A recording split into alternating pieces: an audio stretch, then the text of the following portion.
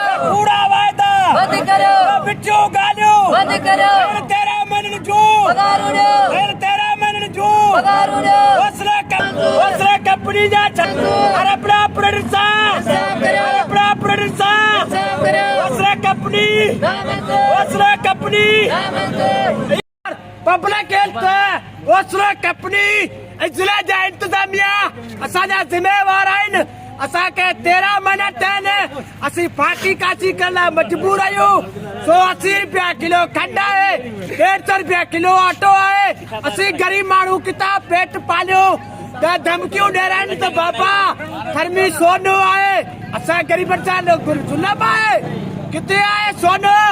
गरीबनि खे पूरो दुबई में वेठा आहिनि इहो किथे आहे इंसाफ़ करोड़ मिलन साहब जेको असां गरीबनि सां इहे असांजा बच्चा आहिनि फाकी कासी करण ज़िंदगी गुज़ारण मजबूर आहिनि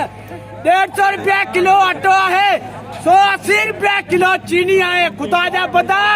किथे आहिनि असांजा ज़िले जा इंतज़ामी जेको असां गरीबनि सां रहम करियो निरासी फाकी कासी करण जी ज़िंदगी गुज़ारे रहिया आहियूं इहो ज़ुल्म किथे हलंदो केतिरा ॾींहं हलंदो अरे बड़ा प्रोड्यूसर अरे बड़ा प्रोड्यूसर 13 महीने जो 13 महीने जो 13 महीने जो 6 महीने जो पाक 6 महीने जो असांजो गुज़िरियल 12 महीने जो पगार 6 महीने पाकोसिस कंपनी जो फरार करे भॼी वई आहे 6 महीने जो ओस्लो कंपनी ते जेको रहियल आहिनि जेको पब्लिक हेल्थ मिली भगत करे ओस्लो कंपनी सां करोड़े रुपया जेको हड़प करे विया आहिनि आरो प्लान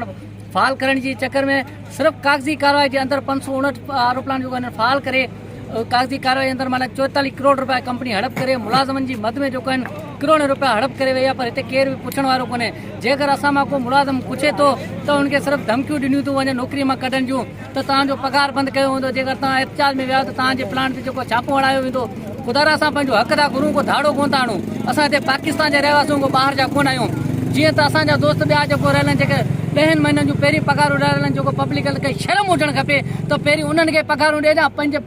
पाथारेदार जेको ओस्लो कंपनी आहिनि उन्हनि खे जेको आहिनि 44 करोड़ रुपया जारी कया जेको असांजा एरोप्लेन जा ऑपरेटर भाइर आहिनि उहो घर लप अटे जे लाइ परेशान आहिनि उन्हनि खे 1,70,000 पघार ॾियण बावजूद हिते केर बि हिते पुछण वारो कोन्हे अंधे नगरी चरबड़ राजा आधा तुम्हारा आधा हमारा लॻ पिया असां हाणे ॿारनि खे पढ़ायूं त जा अगरि लाइटनि जा बिल ॾियूं जा पाणी जा बिल ॾियूं असां कंहिंजा बिल ॾियूं असांजे घरनि जूं लाइटूं कटियूं पियूं आहिनि असांजे स्कूल जेको ॿार आहिनि उन स्कूलनि मां कढियो वियो आहे असां केॾां वञूं जॾहिं त साईं सरकार मुराद अली शाह 25,000 पघार जो जेको ऐलान कयो त ख़ुदा तव्हांजी जेकर अहिड़ा ऐलान तव्हांजे हिते अमल नथा ॾियनि त अहिड़ा ऐलान करियो छो था जेकर तव्हां पंहिंजे ऐलान ते ही कंपनियूं तव्हांजूं आहिनि असांजूं न आहिनि हे तव्हांजे आशीर्वाद ते थरपारकर जे अंदरि अचनि थियूं महिरबानी करे असां सां ज़ुल्म जी इंता तव्हां घणी कई आहे हथ था ॿधूं असां सां ज़ुल्म हाणे तव्हां करे थका असीं सही सघां थी महिरबानी करे असां ग़रीबनि सां इंसाफ़ कयो वञे ओस्लो कंपनी पब्लिक हेल्थ खाते जे अगरि ख़िलाफ़ कार्रवाई कई वञे असां एंटी करप्शन थरपारकर के DG नेब के